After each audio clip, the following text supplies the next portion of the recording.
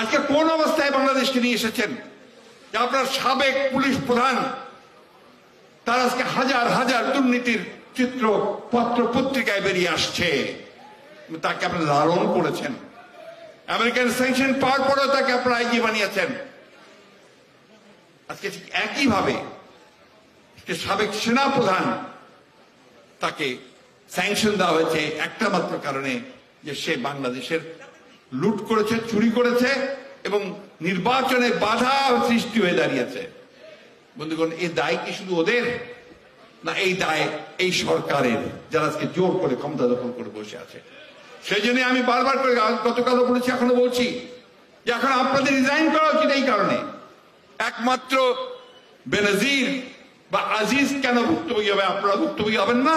এই অবস্থা তৈরি করেছে কারা?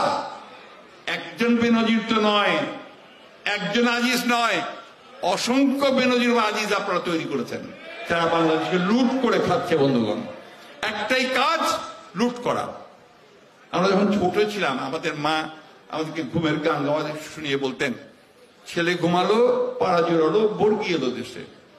বর্গি কারা? বর্গি ছিল সেই সমস্ত লুটেরারা যারা বার্মার দিক থেকে আসতো, এসে লুট করে বাংলাদেশের সম্পদ লুট করে আবার চলে যেত। এটাকে তখন বাংলাদেশের মানুষ খুব ভয় পেত। সেই কথার গান হয়ে এসেছিল, ছেলে ঘুমালো, পাড়া জোড়ালো, বর্গি এলো দেশে। আজকে এরা বর্গিতে পরিণত হয়েছে। এদের একমাত্র কাজ হচ্ছে বাংলাদেশের সম্পদকে লুণ্ঠন করে বিদেশে পাঠায়, বিদেশে পাচার করে, সেখানে সম্পদ করে তোলে, আর সেই বাংলাদেশের মানুষকে তারা শোষণ করতে থাকে। বন্ধুগণ, একদিকে সম্পদ লুণ্ঠন করে, আইনকে আমাদের অধিকারগুলোকে লুণ্ঠন করে নিয়েছে। আজকে অনেক কথা আছে, শিল্পে তার অবদান, কৃষিতে তার অবদান, শিক্ষায় তার অবদান। একটা কথা অনেকে আপনারা জানেন না, অনেকে ছাত্র দলের ভালো করে জানা উচিত। শহীদ জিয়া রহমান সাহেব গণস্বাক্ষরতা, সব মানুষকে শিক্ষিত করে তোলবার জন্য তার একটা যুগান্তকারী পদক্ষেপ নিয়েছিলেন। সে পদক্ষেপটা হচ্ছে এসএসসি পাস করতে হলে 50 নম্বরটা যে আলাদা করে রাখা ছিল, সেই একটা মানুষকে যদি, যে অশিক্ষিত, সাক্ষরতা জানে না, তাকে যদি স্বাক্ষরতা দিতে পারে তাহলে সে 50 নম্বর পাবে। এটা উনি করেছেন, ইন্ট্রোডিউস করেছিলেন। তখন তো শিক্ষার মান এত নিচে যায়নি।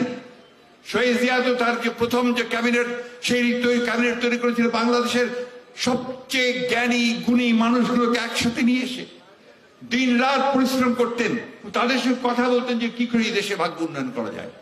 এই যে আজকে বিদ্যুৎ নিয়ে এত কথাবার্তা হচ্ছে, এই বিদ্যুতের গ্রামে পৌঁছানোর পুরো কৃতিত্বই তো শহীদ জিয়ার।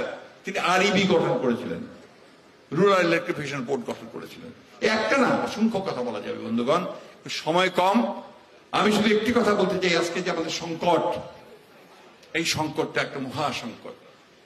বন্ধুগণ, শহীদ জিয়া রহমান 1971 সালে এই দেশে, পরবর্তীকালে 75 সালে বাংলাদেশি জাতীয়তাবাদের যে পতাকা তিনি তুলে ধরেছিলেন, যে পতাকা ছিল স্বাধীনতার পতাকা, সার্বভৌমত্বের পতাকা, যে পতাকা ছিল গণতন্ত্রের অধিকারের পতাকা, সেই পতাকা তিনি তুলে ধরেছিলেন 1975 সালের পরে বাংলাদেশি জাতীয়তাবাদ দর্শন দিয়ে।